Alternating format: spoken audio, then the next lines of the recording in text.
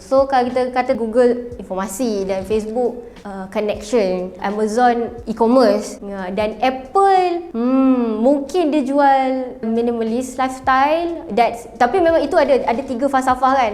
Apple antaranya itulah, dia nak delight customer dia dengan minimalism tu. Sebab tu kita boleh nampak dia orang punya reka bentuk produk-produk dia orang sangat berbeza dengan Windows. Tapi bila kita cerita pasal simplicity ni bukan just the look, penggunaan. Sebab tu masa dia orang keluarkan iPod for example kan, macam kita boleh guna benda tu dengan tekan satu button sahaja. That's the idea. Ataupun dan dia juga yang pertama kali mengeluarkan telefon dengan butang home dekat bawah tu instead of ada banyak butang. So that's dia orang punya falsafah lah. Tapi of course benda ni dipengaruhi oleh Steve Jobs sebelum dia drop out lah kan. Dia pernah ambil satu kelas kaligrafi dan benda tu macam teach him pasal minimalism and zen.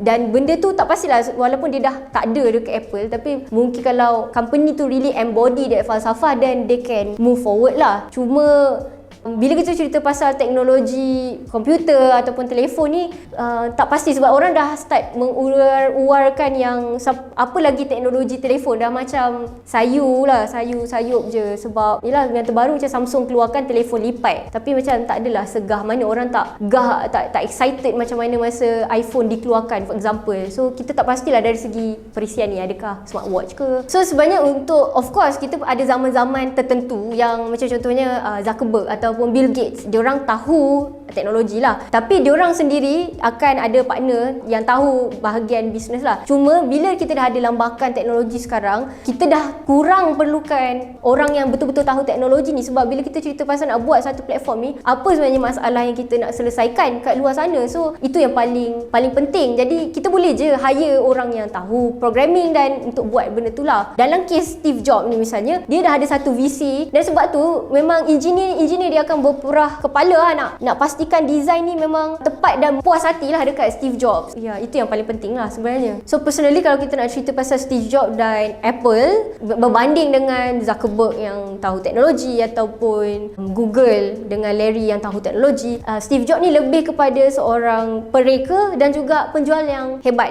Orang memang puji sangat Steve Jobs ni dari segi kemahiran dia menjual cerita. iPod ni boleh simpan 1000 lagu. Sebab masa tu kan kita kena bawa kaset lah, apalah, memang susah. Jadi bila kita dengar je iPod ni boleh simpan 1000 lagu, dah jual lah benda tu kepada ramai orang.